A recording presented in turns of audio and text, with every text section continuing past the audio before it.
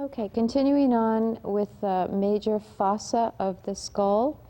If you look inside the skull from the superior aspect into the internal viewing of the skull, you see three natural divisions in the skull.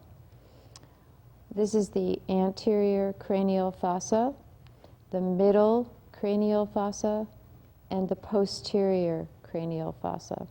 Posterior cranial fossa is the largest.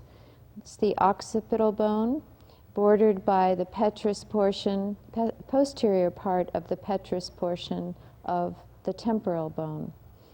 The middle cranial fossa, you've got mainly your sphenoid bone, here with the sella turcica, the greater wings, and the anterior part of the petrous portion of the temporal bone.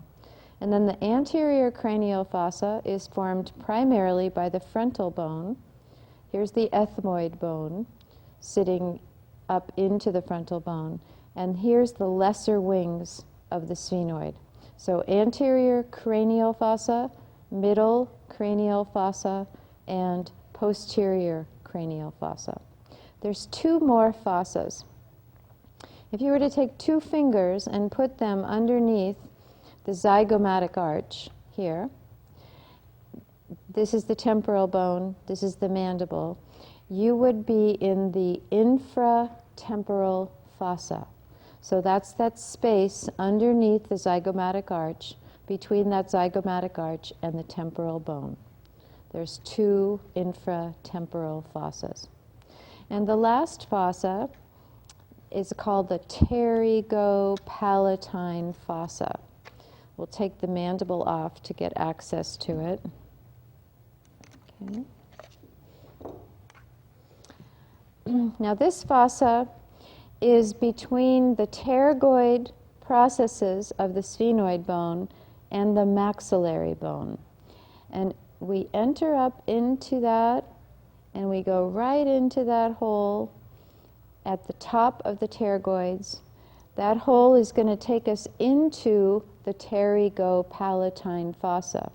And once into that pterygopalatine fossa, you can see the pipe cleaner inside the nasal cavity. That pipe cleaner went through the top of the vertical plate of the palatine bone, going through the sphenopalatine foramen. So once it enters through that sphenopalatine foramen, it is now in the pterygopalatine fossa. Okay? So that covers the fossas. Now we're going to talk about the 7 bones that form the orbit of the eye.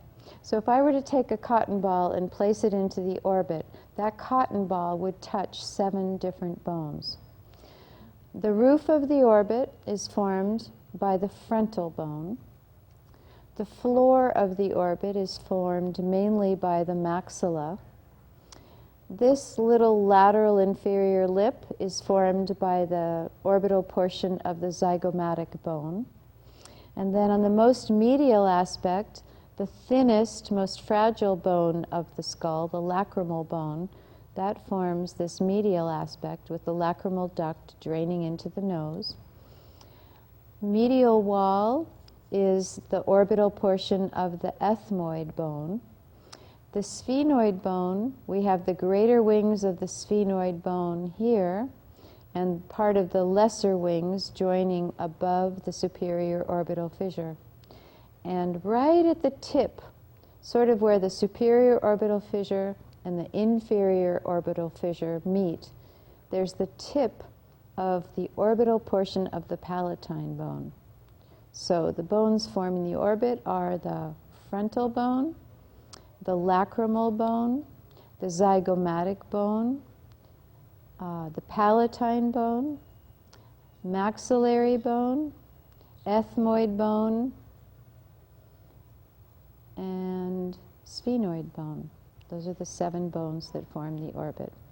Okay, now we're just going to quickly go through all the holes of the skull. We're going to start from the inferior aspect of the skull, posterior to anterior. We have the foramen magnum, and then coming from the posterior aspect of the occiput, before we get to the condyles, if there is a hole, it's called condyloid canal. If there's just a fossa, it's condylar fossa. The hole that bisects through the midline of the condyle is the hypoglossal canal. So we have foramen magnum, condyloid canal or condylar fossa, and hypoglossal canal. The next hole up is the big jugular foramen, located just lateral to the condyles. Jugular foramen. The next hole we have is between the mastoid and the styloid within the temporal bone, and that's the stylomastoid foramen on either side. Now we're still in temporal bone. This is the carotid foramen. So stylomastoid, jugular, carotid. Now there's a bony opening when the temporal bone joins with the sphenoid bone. It goes right between those two bones, and that bony canal created, and will come out the ear.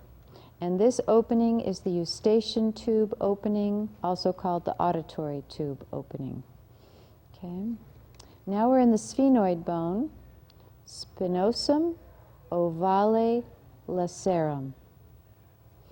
Now we're moving up to the hard palate, the holes associated with the palatine bone, the lesser palatine foramen, the greater palatine foramen. Now we're in the maxilla. Behind the front teeth is the incisive foramen.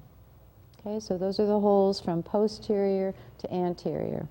And then if we're looking at the face, the anterior aspect of the skull, on either side of the mental protuberance are the mental foramen on the mandible, the body of the mandible. Then we come up below the orbit. The holes below the orbit in the maxilla bone are the infraorbital foramen. Once we're in the orbit, most medial aspect coming from the lacrimal bone is either the lacrimal duct, the lacrimal fossa, or lacrimal canal on either side of the orbit, draining into the nose. Then we have the superior orbital fissure, formed by the greater and lesser wings of the sphenoid, and the inferior orbital fissure. Most medial hole is the optic foramen or optic canal. The last hole within the frontal bone is again, the orbit is the frame of reference. It's the supraorbital notch. If there happens to be a hole, it's called the supraorbital foramen. So supraorbital notch, the hole that isn't closed all the way, and supraorbital foramen. Looking at the internal part of the skull, going from posterior to anterior, foramen magnum. The next hole we can see is the hypoglossal canal running underneath the condyles. Next hole is the jugular, where the sigmoid sinus drains into the jugular. Now this is the petrous portion, part of the temporal bone. Posterior side of the petrous portion is the internal auditory meatus. Anterior side, bony canal running from medial to lateral. That is the carotid canal. And now we're in the sphenoid bone. Here's the greater wing of the sphenoid bone. Spinosum, foramen spinosum, foramen ovale, it's an oval hole, and foramen lacerum. Then we orient it this way, and you can see foramen rotundum. Okay, two really round holes oriented going this way. Then we see the superior orbital fissure, which is... Can't see your hands.